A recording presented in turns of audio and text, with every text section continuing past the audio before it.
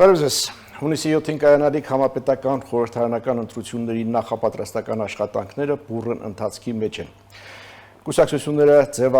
ձևավորում և ակտիվացնում են իրենց նախընտրական շտաբները, նոր ձևավորված կուսակցությունները փորձում են դիրքավորվել քաղաքական դաշտում, հին դերակատարները փորձում են վերաիմաստավորել իրենց ռազմավարությունը։ Այս ամբողջ համատեքստում կարևոր է այն, թե ինչպիսին են խաղի կանոնները, արդյոք այդ խաղի կանոնները ապահովում են իրական քաղաքական արդար մրցակցություն։ Իդեպ, խաղի կանոններում որոշակի փոփոխություններ են տեղի ունեցել, որոնք առաջին անգամ գործի են դրվելու հենց այս ընտրությունների ժամանակ։ Դրանք վերաբերում են անցողիկ շեմերին, հետընտրական կոալիցիաների ձևավորմանը, բարեգործությանը եւ այլն։ Այսօր փորձելու ենք հասկանալ, թե իսկապես ինչպես են դրանք գործի դրվելու եւ ինչպես են դրանք ապահովելու արդար մրցակցությունը եւ արդյոք այս ընտրությունները կարող են հասնել շատ բարձր հանրային վստահության մթնոլորտում։ Այս հարցերի մասին ենք զրուցելու առաջիկա 30 րոպեների ընթացքում, սա ազատ զրույցն է Free News-ի եթերում, որտեղ համադրում են փաստերը, կարծիքները, գնահատականները եւ կանխատեսումները։ Զրուցակիցս կենտրոնական ընտրական հանձնաժողովի նախագահ Վահագն Հովակիմյանն է։ Բարև ձեզ, պարոն Հովակիմյան։ Ես մոտավորապես նշեցի, թե ինչով են զբաղված քաղաքական ուժերը, շտաբներ, քննարկումներ, ձևաչափեր եւ այլն եւ այլն։ Կենտրոնական ընտրական հանձնաժողովը ինչով է զբաղված այս միջոցին, ինչպես են նախապատրաստվում առաջիկա ընտրություններին։ Գլոբալ կենտրոնական ընտրական հանձնաժողովը ըստ էության ընտրություններին պատրաստվում է նախորդ ընտրությունների ավարտվելուց անմիջապես հետո։ Դա էս ընդունված է, ասել կուսակցությունների մասին։ Այդպես է իրականում, ուղղակի այս փուլում արդեն կենտրոնական ընտրական հանձնաժողովի գործունեությունը սկսում է տեսանելի դառնալ։ Օրինակ, մենք անցած տարվա գարնանից մեր ամբողջ կիբերամտանգությունը, ցանցերը, սարքավորումներ եւ այլ թեստավորում էինք եւ այլ, այսպես գնահատում, մարտարավ եւ այլ բայց ոչ ոք անցած տարի գարնանը, ասենք ընտրությունների մասին չէր, բայց մենք այդ ժամանակ արդեն բուռն աշխատանքի մեջ էինք։ Այս աշնանը մեր ամբողջ ընտրատարածքային հանձնաժողովների ատեստացիան անցկացրեցինք, այսինքն մի ամբողջ դա 270 անձի է վերաբերվում այդ ատեստացիան, գնահատում եւ այլ եւ այլ։ Ասում, բայց կրկին դա աննկատ անցավ, ոչ ոք այսպես ուշադրություն չի գրավում։ Դեկտեմբեր, հունվար, փետրվար ուսուցումներ են տարբեր ընտրություններում ներգրաված սուբյեկտների, այսինքն գործառույթ իրականացնողների արդեն սկսեցին նկատել։ Օրինակ, երբ որ թիմ մարմնի ղեկավարների դասընթացներ արեցինք, արդեն լրատվամիջոցներից ուշադրություն եղավ, ասենք մարզային լրատվամիջոցները սկսեցին, ասենք ԿԸՆ եկել այս մեր մարզում էս ինչ է։ Իսկ կոնկրետ այս ընտրությունների կազմակերպման մասով դե դա ինչ որ ես ասում եմ, մտամուղ չէ ընտրություններին է վերաբերվում, ասում եք ԱԺ ընտրություններին է։ Նույն, ասենք ես որ ասեցի օրինակ թիմ ղեկավար կազմի համար դա վարչական ռեսուրսի չօգտագործումն է։ Այսինքն մենք որպեսզի մարդիկ այդ մանրուքները ընկալեն մանրուքները, այսինքն մանրակրկիտ բացի իրենց պարտականությունները, որ ունեն իրենք կատարելու ընտրությունների կապված, նաև չկատարելու, ասենք ասում սա այս գործողությունները կարելի է կատարել ու դուք պարտավոր եք կատարել որպես պաշտոնատար, այս գործողությունները իրավունք չունեք կատարելու ու կապ չունի որքան մանրուք կարող է դա թվալ։ Շատ լավ։ Ընտրությունների կազմակերպման առումով տարբերություններ կան նախորդ ընտրությունների ժամանակ, այսինքն բարդությունների, խնդիրների ինչ-որ տարբերություններ կան։ Դե բարդությունները ավելի շատ թվային միջավայրի հետ է կապված։ Բարդությունները թվային միջավայրի հետ, որովհետև այն ռիսկները, որ ներկայիս կիբերամտանգության, թվային գործընթացների հետ գնահատվում է, տարեստարի ավելանում։ Նույնիսկ այսօր մենք այսպես ենք պատրաստում ենք հնարավոր այս պայն ունեցած հնարավոր ռիսկները չեզոքացնելու ուղղությամբ, բայց ոչ ոք չի կարող ասել օրինակ մի ամիս հետո ինչ նոր թվային օրինակ վտանգ կարող է աշխարհում ծնվել, բայց դա այսինքն տարբերություն ռիսկների տեսանկյունից, ռիսկների տեսանկյունից ըստ էության այն ժամանակակից թվային միջավայրն է, որը որ անդադ զարգանում է, այսինքն որքան որ ինքը նաև բերում է նոր առաջընթաց, ինքը նաև բերում է նոր ռիսկներ։ որտեվ նույն այդ թվային գործիքները, նույն այդ ժամանակակից տեխնոլոգիաները իրենք ինչպես հնարավորություն են լավ բան անելու, նաև իրենք հնարավորություն են, այսպես ասենք, վատ մտադրություն ունեցող մարդկանց ձեռքին ինչ որ վատություն։ Հիմա կանք արդեն այդ փոփոխություններին, այն փոփոխություններին, որոնք արդեն ուժի մեջ են մտել եւ գործի են տրվելու առաջիկա ընտրությունների ժամանակ, դրանցից մեկը բարեգործության արգելքն է։ Սա հանրամատչելից լեզվով ինչ է նշանակում, ինչպես է գործելու իրականության մեջ։ Իրականության մեջ բարեգործության արգելքը մեր օրենսդրության մեջ անդադար եղել է, բայց դա վերաբերվել է քարոզարշավի փուլին։ Այսինքն նախկինում մեր օրենսդրության մեջ դա քարոզարշավի փուլում էր։ Երբ որ ինքը բայց այդ քրեական օրենսգրքի, եթե չեմ սխալվում 221 հոդվածն է, եթե չեմ սխալվում, կարող է ուղղակի հոդվածը։ Իմաստը սա է, որ ընտրությունները նշանակվելուց հետո քաղաքական դերակատարները գումար չբաժանեն բարեգործության անվտանգ։ Սա ընդհանուր սահմանն է, այսինքն երբ որ քաղաքական գործիչը բարեգործությունն է իրական, այսպես ես դա կներեք բարեգործություն չի։ Երբ որ դու քաղաքական հավակնություն ունես, այսինքն իսկ քաղաքական հավակնությունը կներեք դա իշխանության ձգտել է, այսինքն այդ չգիտեմ 1000-2000 դրամ կամ 1 միլիոն 10 միլիոն դրամը, որը որ իբր բարեգործություն ասենք մատուցվում է, այսինքն այն քաղաքական իշխանության դիմաց, հա, այսինքն ակնկալիքը, այս մեր օրենսդրությունը ուղղակի նախկինում ինքը կարգավորում էր քարոզարշավի փուլը, ներկայիս կարգավորումը վերաբերվում է այն պայծ, երբ որ ընտրությունները նշանակելու հրամանագիրը ուժի մեջ է մտնում։ Շատ լավ, բայց իրավական հիմքերը որոնք են, ըստ որոնք պիտի տարբերակեն եւ ասեն, որ սա ոչ թե սոցիալական ծրագիր, այլ բարեգործություն է ընտրական ազդեցությունների համար։ Տեսեք, այս դեպքում իհարկե ես ինքը քան որ քրեական օրենսգրքի հոդված է, դա շատ հակակոռուպցիոն կոմիտեի քննիչների, դատախազների գնահատման տիրույթն է, որովհետեւ ինչի համար եմ սա ասում, որովհետեւ այդ գնահատելու նաեւ շատ կարեւոր է, երբ որ խոսքը գնում է քրեական հանցագործության մասին, ինչը նշանակում է, որ այդտեղ գործիքակազմը, այսինքն պարզելու արդյոք դա էս է, թե ուղղակի սովորական, այսինքն բարեգործական գործընթաց է, գործիքակազմը ավելի մեծ է։ Դա ամբողջությամբ ձեր իրավասության կենտրոնական տրական հանձնաժողով իրավասությունների դուրս է։ Մեր իրավասության դուրս է։ Դուք տեսնում եք, լսում եք, արձանագրում եք, այս դեպքում ինչ պիտի անեք։ Եթե մենք չամենեք, թե իրավապաններին եթե որևէ փաստ, այսպես են փաստ, կամ դիմում, չգիտեմ, բողոք ինչ որ ունեցանք, մենք ուղղակի դա ուղարկում ենք իրավապաններին, այսինքն ընդամենը գրությամբ ուղարկում ենք իրավապաններին եւ որպեսզի իրավապանները ընթացքան բարձեն իրավապանները բարձեն դա սոցիալական ծրագիր է, պետական ծրագիր է, թե քաղաքական ուժի կողմից կամ գործիքի սա շեշտում, որովհետև ասում եմ իրավապահները իրենց եղելությունը բարձելու ավելի մեծ գործիքակազմ ունեն։ Օպերատիվ հետախուզություն, դե գործիքներ չունեք դրա համար։ Բնականաբար մենք, այսինքն երբ որ մարդը ասում է, ասենք ինքը բարեգործություն է անում, արդյոք ինքը քաղաքական ինքը կապ ունի որևէ քաղաքական գործի ուժի հետ եւ այլ, ուզում եմ այստեղ իրավապահների գործիքակազմը ավելի ու օպերատիվ արագ խնդիրները բարձելու ավելի մեծ է ու իրենք կարողանան ենթադրել։ Հաջորդը հետընտրական կոալիցիաների թվի սահմանափակման վերացումն է։ Ես հիշում եմ անցած փոփոխությունների ժամանակ նախընթաց տարիներին, երբ որ սահմանում էին կոալիցիա 3 կուսակցություններով, ես ճիշտ եմ հիշում, որ 3 կուսակցություններ,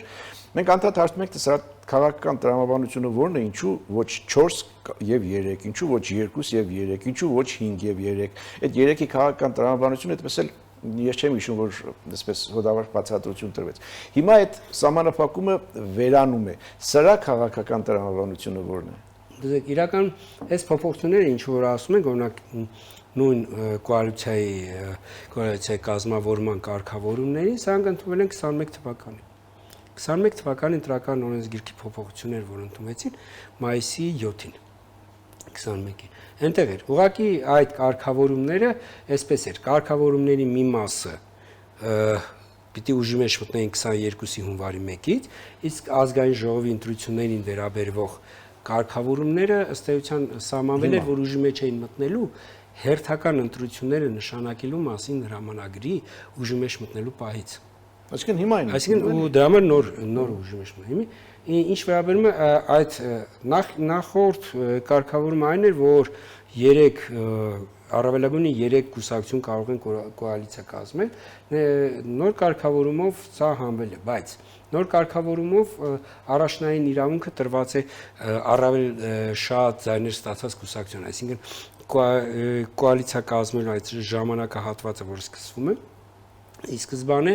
այդ իրավունքը տրվում է առավել ձայն ստացած կուսակցության։ Եթե տվյալ կուսակցություն, ասենք, քաղաքական օրերի ընթացքում եթե չի չի հաջողվում, նոր դրանից հետո հնարավորություն է տրվում, այսպես են մնացած քաղաքական ուժերին կոալիցիա ձևավորելու։ Հիմա կասեք թե նախկինում ինչ են նախկինի տրամաբանությունը ինչ է եղել, որովհետև նախկին երբ որ ասում ես 3 օրինակ 3 քաղաքական ուժ, դա ենթադրում է, որ առանց մեծամասնության, այսինքն առավել ձայն ստացածի դժվար թե եթե ընտրության արդյունքները այնպիսին են, որ կոալիցիայի կարիք առաջացել, զուտ մաթեմատիկական գործողություն։ Դա ենթադրում է, որ առանց ամենաշատ ձայներ հավաքել առանց 3 երբ որ 3-ի սահմանափակում դրվում է, դա նշանակում է փոքրամասնության կոալիցիա չի կարող լինել։ Նրանց տրամաբանությամբ այդ մեխանիզմի միջոցով էին պաշտպանել առաջին տեղն ընկած, հա, ամենաշատ ձայներ հավաքած կուսակցության շահերը, դուք էլ տալիս եք առաջինը իրան հնարավորություն։ Ես չեմ տալիս, դա օրենք է, էլի, հա։ օրենսդիրը տվել է, այդպես սահմանել է 21 թվականին ու այսպես ասեմ, իրականության մեջ տեսեք, եթե առավել շատ քվեներ ստացած քաղաքական ուժին չի հաջողվում իր շուրջ կոալիցիա ձևավորել, այդ բնական նորմալ է, որ այն մյուսները հնարավորություն ունենան միավորվելու իրենց կոալիցիան ձևավորելու։ Դե ցույց կարող են հակադարձել, որ թող միանգամից բոլորն էլ նույն ժամկետում ունենան այդ հնարավորությունը։ Ինչու է 9 օրը հատկացնում ամենաշատ ձայներ հավաքածի։ Իրականում, որովհետև որոշակի պարագայում կարող է, այսպես ենք, առանց այդ մեծամասնության կշիռը այնքան մեծ կարող է լինել, որ եթե դա հաշվի չառնվի, դա կարող է ուղղակի բերել քաղաքական անկայունության։ Այսինքն այդ տրամաբանությունը, որը որ օրենսդիրը ժամանակին դրել է, այդտեղ է։ Ինքը իրականում քաղաքական կայունության հնարավորինս ապավիլ որպեսզի քաղաքական կայունությունը ապահովի։ Լավ, դաշինքների շեմի բարձրացումը, այսինքն փոփոխություն ասենք, ոչ թե բարձրացում, հա, նախկինում 5% էր, հիմա կուսակցություններին դարձել է 4%։ Կուսակցությունները դարձել է 4, այսինքն 5-ից նվազել է 4-ի։ Դաշինքները նախկինում 7 էին, ներկայումս դաշինքների պարագայում 2, այսպես ենք, անցողի շեմա սահմանված, դա մինչև 3 կուսակցություններից բաղկացած դաշինքը 8%, 3-ից ավել կուսակցություններից բաղկացած դաշինքը արդեն 10%։ Սա չի սահմանափակում դաշինքներ կազմելու հնարավորությունները։ Ոչ, իրականում, տեսեք, իրականում այն ժամանակ, երբ որ այդ փոփոխությունը արվել է, կրկին 21 թվականին է արվել, իմաստը, որպեսզի մեկօրյա դաշինքների հնարավորինս քիչ տեղի ունենան, այսինքն զուտ որ եթե քաղաքական ուժերը գաղափարակից են, իրեն նույն գաղափարն են կիսում, բայց ինչու չմիավորվեն մեկ կուսակցության մեջ։ Շեմը բարձրացրել եք դժվար է անցողի։ Ասում քաղաքական նպատակը ժամանակին որ արվել է այս փոփոխությունը, դա է որ գաղափարակից կուսակցությունները միավորվեն եւ մեզանում ունենանք խոշոր քաղաքական ուժեր։ Այսինքն ոչ թե կուսակցություն, որի օրինակ առաջնորդների ցանկը օրինակ 3-4-ից չի անցնի, այլ կուսակցություններ, որոնք որ ասենք ցուցակի օրինակ 50 անցնել կլինեն հանրության հայտնի դեմքեր։ Սա ինչի համար, որովհետև ժողովրդավարության համար կայացած մեծ կուսակցությունները այդ այսպես են չի առանց կայացած մեծ կուսակցություն ժողովրդավարություն գոյություն չունի։ Այսինքն դա անհրաժեշտություն է։ Այս փոփոխության տրամաբանությունը եւ այն մեկնաբանությունը, ինչ դուք եք ասում, հասկանալի է, բայց իրական դաշտում մենք ինչ ունենք, հիմա տեսնում ենք, որ տարբեր կուսակցություններ միավորվում են, բայց ընտրությունների գնալու են ոչ թե դաշինքով, որ բարձր շեմ լինի հանցողիկ, այլ այդ միավորող կուսակցություններից մեկի համամասնական ցուցակով։ Համաձայն եմ, տեսեք, այստեղ խնդիրը Օրենսդրությունը ինքը ընդհանրապես օրենսդրությունը ինքը կարգավորում է պետության զարգացման նաև հեռանկարները, այն ուղղությունները, որը տալիս է այդ հնարավորությունը, բայց թե ովքեր կօգտվեն այդ զարգացման հնարավորությունից, ովքեր չեն օգտվել, դա էլ իրենց ընտրությունն է։ Հասկանում եք, այսինքն ինքը օրենսդրությունը միտված է խթանելու ինչ-որ զարգացումներ, առաջընթացի ուղիներ ցույց տալու, բայց մարդիկ արդյոք այդ ճանապարհով կգնան, թե օրինակ, կասեն, չէ, մեր հին ձևերը, չգիտեմ, այդ ընտրությունն է։ Անցնենք առաջ։ Հաջորդը ընտրագրավի փոփոխությունն է, ընտրագրավի վերանայումն է, փոքր կատարից հետո շարունակենք, կվերադառնանք վարքյաններ անց։ Հիշեցնեմ, սա Ազատ Ռուսնեֆրի նյուզի եթերում, ես զրուցում եմ Հայաստանի կենտրոնական ընտրական հանձնաժողովի նախագահ Վահագն Հովակիմյանի հետ, մենք զրուցում ենք այն փոփոխությունների մասին, որոնք արդեն ուժի մեջ են մտել եւ առաջի անգամ կիրառվելու են առաջիկա խորհրդարանական համապետական ընտրությունների ժամանակ։ Մենք հասանք ընտրագրավի փոփոխությանը։ Սա ինչ է, ինչ տրամաբանություն ունի, քաղաքական դաշտն է զտվում սրանով թե ֆինանսական կուսակցությունների դեպքում ընտրագրավը նվազել է։ Այսինքն նախկինում 10 միլիոն դրամ էր, հիմա 7.5 միլիոն դրամ, այսինքն իսկ դաշինքների դեպքում բարձրացել է 15 միլիոնի։ Կրկին, այսինքն դաշինքների այս նախորդի որ ասում եք, այսինքն ապրեք, որպեսզի կուսակցությունները, այսինքն քաղաքական ուժերը, քաղաքական ուժերը միավորվեն, սա ժամանակին որովհետև այդ նպատակն է։ Արդյոք այս ընտրություններին որքանով դա կնպաստի, դա ցույց կտա ժամանակը։ Ցուցակների առաջին 30 համարը պետք է հաստատված լինեն համագումարով։ Սա ինչպես է հսկելու։ Տեսեք, այստեղ հսկելու, այսպես ենք, հսկելու, չհսկելու խնդիր չկա։ Նախկինում կուսակցությունները, որ իրենց գրանցման փաստաթղթերը ներկայացնում են, օրինակ մշտապես գործող ղեկավար մարմնի որոշումն էր դա։ Այսինքն դա, չգիտեմ, Գերագույն մարմին, վարչություն, գործադիր, տարբեր անվանումներ ունեն տարբեր կուսակցությունների մոտ։ Բայց այս կարգավորումը ասում է, որ առնվազն առաջին 30-ը պիտի համագումարով հաստատված լինի։ Բայց դա ներկուսակցական գործընթաց է, ներկուսակցական ժողովրդավարական գործընթաց է։ Այսօր մենք սահմանել ենք մեր որոշումով օրինակելի ձևերը առաջադրման փաստաթղթերի։ Այդտեղ կա օրինակ համագումարի որոշման օրինակել ձև, որտեղ որ տվյալ կուսակցությունը պիտի լրացնի, թե երբ որ այս որոշումը ընդունվել, այսինչ ամսաթվի, այսինչ, շատ լավ, իմ հարցն այն է, թե տրամաբանությունն այն է, թե պետությունը ինչի է փորձում մտնել կուսակցության ներքին գործընթացների մեջ,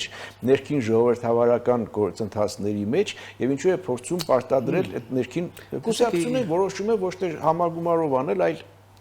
խորհրդի նիստով, չգիտեմ։ Տեսեք, իրականում ինքը կուսակցությունների մասին օրենքով է դա սահմանված եւ նաեւ ընտրական օրենսգրքով պետությունը տվյալ դեպքում օրենսդիրի ամբողջ նպատակը, որպեսզի ներկուսակցական ժողովրդավարությունը ինքը եւս խթանվի, որովհետեւ դա է եղել նպատակը ու որքանով օրինակ խթանելը լավ է, օրենսդրական ճանապարհով խթանելը։ Տեսեք, եթե նույն հաջողության մեր կյանքում այսօր օրինակ բազմաթիվ դրական երևույթներ, եթե ժամանակին օրենսդրական պարտադրանքով չներմուծվեին, մենք էլի չենք ունենալ։ Իսկ կարող ամենավառ օրինակը բերեմ, ասենք ապաների պատմությունը։ Եկեք հիշենք, ասենք ապաների, երբ որ ապա համակարգը ներդրվեց, ինչ դժգոհություն կար, որ պարտադրվում էր։ Բայց այսօր մենք այդ խնդիրը այնքան մեր կյանքում սովորական է դարձել, ու այնքան հեշտացրել նաև նույն այդ մեքենաների վթարների հետ կապված խնդիրները, որ ասենք առանց դրա որևէ մեկը չի պատկերացնում, որ օրինակ 10-15 տարի առաջ ասենք ապա չի եղել։ Լավ, ժամկետները սահմանվում են, կուսակցությունները ինչ համագումարն անում են, այդ համագումարով իրենց առաջին 30 տեխնացուների անունները հայտնում են, թղթերը պատրաստում են, բերում են կենտրոնական ընտրական հանձնաժողով։ Կան իրավական հիմքեր, պատճառներ, որոնք իրավունք կտան կենտրոնական ընտրական հանձնաժողովին չգրանցելու կուսակցության մասնակցությունը ընտրություններին։ Մերժելու այդ հայտը։ Տեսեք, միակ իրավական է, որ անհրաժեշտ փաստաթղթերը չներկայացնել։ Եթե ներկայացնում են, եթե ներկայացնում են մեր օրենսդրություն ավելին, դա նույնիսկ մեր օրենսդրությունը գրանցումը չի ենթադրում քվեարկություն։ Այսինքն մեր օրենսդրության պատրական օրենսգրքի համաձայն քվեարկում է առարկությունը։ Այսինքն եթե կուսակցության փաստաթղթերում ամեն ինչ նորմալ է, կենտրոնական ընտրական հանձնաժողովը ուղղակի չի քվեարկում։ Դա նորմալ չի։ Եթե նորմալ չէ, այ հիմնավորում այն է, ասի առարկությունն արդեն եւ 2/3-ով պիտի այդ որոշումը ընդունվի։ Այսինքն կենտրոնական ընտրական հանձնաժողովի 2/3-ով։ Այսինքն դա այսպես ասեմ, եթե որևէ քաղաքական ուժ պիտի ինքը ցանկանա, որպես ինքը չգրանցվի։ Որտեւ եթե անհրաժեշտ փաստաթղթը ներկայացրեց, ինքը գրանցվել է, բայց եթե որևէ օրենսդրական այլ հիմքեր չեն կարող լինել։ Ինքը գրանցված կուսակցությունն է, բերում է իր կանոնադրություն մյուսը։ Այսինքն ամբողջ փաստաթղթերի, պահանջող փաստաթղթերը, որ ներկայացնում է, որևէ մեկ իրավունք չունի չգրանցելու, այսինքն չի կարող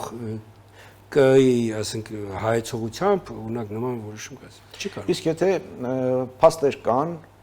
որ այս կամ այն կուսակցությունը ֆինանսավորվում է դրսից այս կամ այն ուժային կենտրոնից։ Դա հիմք է, թե հիմք չէ։ Տեսեք, դա քրեորեն բաժելի արարք է, որտեղ մեր օրենսդրությամբ միայն քաղաքական ուժին կուսակցության կարող է գումար տալ միայն Հայաստանի Հանրապետության քաղաքացին։ Այսինքն եթե այդ փաստը եղավ, տվյալ քաղաքական ուժը արդեն քրեական օրենսգիրքով պետք է հետապնդվի։ Նկատի ունեմ ովքեր որ այդ գործընթացի մեջ ներգրաված են։ Որտեվ մեր օրենսդրությամբ միայն Հայաստանի Հանրապետության քաղաքացին կարող է կուսակցությանը գումար նվիրաբերել, այնին տարեկան ոչ ավել քան 10 միլիոն դրամ։ Դրսից եթե ֆինանսավորման փաստ կա, դա արդեն քրեորեն բաժելի արարք է։ Դա արդեն կրկնում եմ քրեորեն բաժելի արարք է։ Այս դեպքում քրեորեն բաժելը ձեր խնդիրը չի, ձեր խնդիրը գրանցել չգրանցելու այդ դիրույթում, թե դու գրանցում եք այսպես թե այնպես։ Տեսեք, եթե մարդը քրեորեն բաժելի արարք է կատարել, ինքը գնում է, ասում եմ, իր քրեական օրենսգիրքի հետ կապված հարաբերություններ բարձելու, մենք ընտրություններն ենք կատարանի վճիռ չկա գործընթաց։ Եթե գրանցման փաստաթղթերը նորմալ են, ինքը կարող է տեխնացուել գրանցվել տվյալ անձը, ու ասենք նույնիսկ մենք ունեցել ենք դեպք, երբ որ տեխնացուն կալանքի տակ է եղել,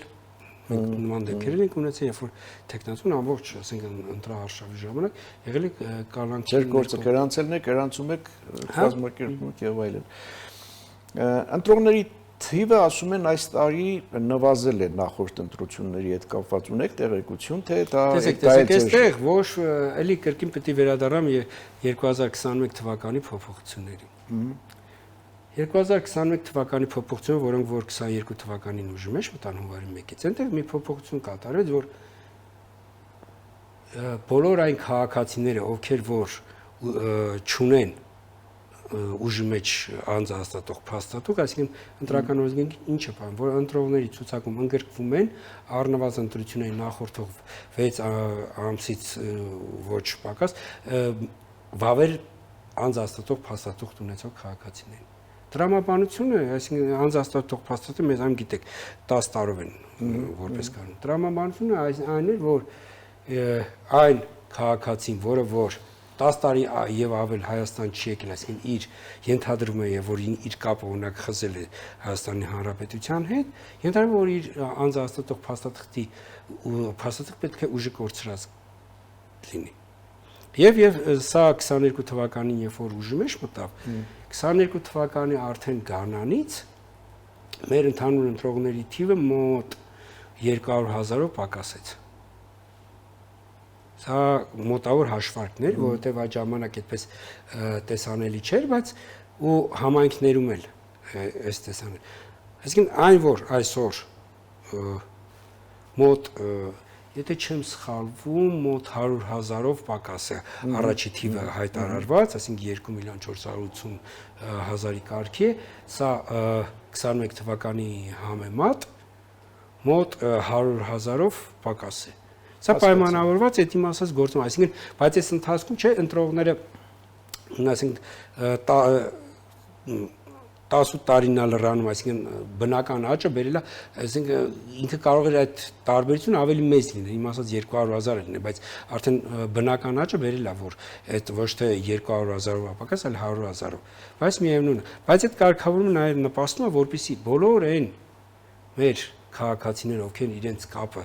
հայրենիքի հետ կտրել են, Այսինքն պետությանը կտրել են կապը չեն գնում գալիս, իրենք ավտոմատ իրենց անձնահաստատող փաստաթղթերը երբ որ ուժը կորցնում, իրենք ուղղակի այլևս ընտրողների ցուցակ մնում են բնակչության պետական ռեգիստրում, բայց ընտրողների ցուցակ չեն ընդգրկվում։ Երբ որ կվերադառնան անձնահաստատող փաստաթղթը կթարմացնեն կամ կարող են մոտենալ հյուպատոսությունները, օրինակ թարմացնել շատերը դա կարող են երկրում են կարող են իրենց անձնահաստատող։ Մենք ունենք շատ Հայաստանի Հանրապետության քաղաքացիներ, ովքեր կապը չեն կտրել ձեր ասած փաստաթուղթը ժամկետը չի անցել, բնակվում են դրսում, բայց այս ընտրությունների ժամանակ ցանկանում են կամ նրանց խրախուսում են գալ Հայաստան, մասնակցել ընտրական գործընթացներին։ Սրանում ինչ որ ապօրինի բան կա թե չկա։ Մենք էլ ենք խրախուսում բոլորին, որպես մեր քաղաքացիները վերադառնան եւ քվեարկեն։ Մենք ենք խրախուսում։ Այստեղ ոչ մի ապօրինություն չկա, ավելին եթե մարդիկ, ասենք, ես հասկանում եմ տողատակը ձեր տողատակը բոլորն էլ հասկանում են, ինձ թվում է։ Չէ, այստեղ այսպես ասեմ, այն պահից, երբ որ Հայաստանի Հանրապետության քաղաքացին կհատի Հայաստանի Հանրապետության սահմանը, նա այլևս Հայաստանի Հանրապետության օրենսդրության, այսպես կարգավորումների ներքո կգտնվի։ Դա ինչին ապրեմ, դա գումարային խրախուսում եւ այլ ընտրակաշառք եւ այլ։ Սա ուղղակի։ Մյուս հանգամանքը, որ այսպես ենք բոլոր մեր քաղաքացիները եթե վերադառնան մասնակցեն շատ լավ կլինի։ Ու այդտեղ քաղաքացին այսպես որևէ մեկը չի կարող ունենալ։ Իսկ եթե այսպես ասեմ տեղամասում քաղաքացին ազատ է քվեարկելու։ Հասկանում եմ։ Գաղտնի ազատ քվեարկելու։ Ավելին, այստեղ Հայաստանի Հանրապետությունում խոսքի ազատությունը լիարժեք պաշտպանվում է եւ մարդիկ գտնվելով Հայաստանում հնարավորություն են ունենում ամբողջ մեր երկրում տեղի ունեցող իրադարձություններին բոլոր տեսանկյուններից ծանոթանալու, որովհետև տարբեր երկրներում, այսպես են մամուլի խոսքի ազատությունը տարբեր կարգավորումներ ունեն։ Կան երկրներ, որտեղ որ մարդիկ հնարավորություն չունեն ազատ ամբողջ մեդիա դաշտը ազատ ծանոթանալու եւ իրանք միայն այսպես հնարավորություն ունեն լսելու, տեսնելու միայն այն լրատվությունը, որը որ թույլատրելի է։ Պարոն Ավակյան, իսկ եթե քաղաքացին կամ քաղաքացիները ոչ թե գալիս են, այլ նրանց բերում են։ Ես հիշում եմ, դուք էլ հաստատ հիշում եք, նախընթաց տարիներին մենք քննարկում են այ հարցը մարդկանց տնից մինչև ընտրատեղամաս գազելներով տանել, բերելը, դա օրենքի խախտում է, թե չէ, օրինական է, թե օրինական չէ։ Հիմա եթե ոչ թե ծառայության, դա ես ինչի ասեցի, այն պայծ, երբ որ իրենք կհատեն Հայաստանի Հանրապետության սահմանը, իրենք այլևս մեր օրենսդրության ներքո կլինեն, եւ այդ պահից արդեն ըստ էության նույն այդ ընտրակաշառքի կամ գումարով մարդուն շահագրգռելու եւ այլ այդ քրեական օրենսգրքի հոդվածները միանգամից սկսեն գործել։ Մեր տարածքում այդպիսի բան տեղի չունեցել։ Դրսում շահագրգռել են կամ խրախուսել են կամ կազմակերպել են մարդկանց բերում են։ Դե արդեն քանի որ գործ ունեն քրեական ենթադրյալ հանցագործության հետ, դա արդեն օպերատիվ մարմինների իրավապահների օպերատիվ գործողությունների բարձել տվյալ անձը այստեղ է, ինչ կապ ու եւ այլ, այսինքն ուզում ասեմ, այստեղ մեր տիրույթը չի, դա իրավապահների տիրույթն է, բայց իրենց գնահատման առարկան է։ Վարչական ռեսուրսի մասին ամեն ընտրությունների ժամանակ գրեթե խոսվում է։ Կենտրոնական ընտրական հանձնաժողովը ունի գործիքներ վարչական ռեսուրսի դեմ։ Մեր զրույցի սկզբում ասացիք, որ հավաքել եք ուսուցանումից զատ նաև գործիքներ։ Չէ, գործիքը դա ընդհանրապես փաստի եթե կլինի փաստը արձանագրել, գնալ փաստի իրավական հետևանքների հետևից։ Այսինքն տվյալ դեպքում վարչական ռեսուրսի չարաշահումը կարող է ինչպես վարչական իրավախախտման հանգեցնել, այնպես է քրեական պատասխանատվության, նայած թե այս դեպքում որ երբեմն կամ հաճախ հիշատակվում է ձեր կուսակցական անցյալը, դուք երաշխիքներ կարող եք տալ, որ կենտրոնական ընտրական հանձնաժողովը եւ հաջողությամբ կարող է իմ լրագրողական անցյալն էլ հիշատակվել։ Ինչու, ասենք, ինչու գալ վերջի, այսպես է, ինչի։ Տեսեք, իրականության մեջ այստեղ շատ կարծում եմ, որ ամբողջ մոլորությունը, որը երբեմն նաև քաղաքական նպատակներով է, դա մարդը ունակ կուսակցական եղել է, թե չի եղել, ինչ կապ ունի։ Մարդու, որտեվ այն ինչ որ մենք օրինակ որ ասում ենք, օրինակ կարող է նախկին կուսակցականը օբյեկտիվ լինել, տեսեք, պետական պաշտոնին նշանակված անձի կողմից ոչ օբյեկտիվ լինելը դա ուղղակի քրեոն պատժելի արդեն հասկանում եք մենք խոսում ենք հանցագործության մասին, որովհետև այն ինչ մասին sense ենթա տեքստով sense ակնարկում եք դա ուղղակի մոտավորապես իսկ դուք երաշխավորում եք որ դուք հանցագործ չեք։ Ձեր հարցի իրականություն պարզ է դա է, որովհետև եթե ես ցանկացած գործողություն անեմ, որը որ իմ այսպես ասենք, չգիտեմ, ընկերների հարազատների ինչ պաշտոնական դիրքը որ եթե ես օգտագործեմ դա քրեորեն պատժելի արարք է կատարել հասկանում եք ես միշտ ասում եմ դրա համար ոչ թե պետք է մարդուն գնահատել օրինակ ինքը եղելակուսակցական երաժիշտ լրագրող չգիտեմ թմբկահար չգիտեմ ինչ ասեմ նկարիչ եւ այլն ոչ թե դա է պետք գնահատել մարդու անցած է այսինքն այդ բարեվարկություն կոչվածը իր ապրած կյանքի ընթացքում ինքը որքանով է օրենսդրություն օրինակ հետևել օրենսդրություն որ ինքը իր օրինակ կենցաղում որքան է հաճախակի օրինախախտումները թույլ տվել դա չգիտեմ երթևեկության կանոններից սկսած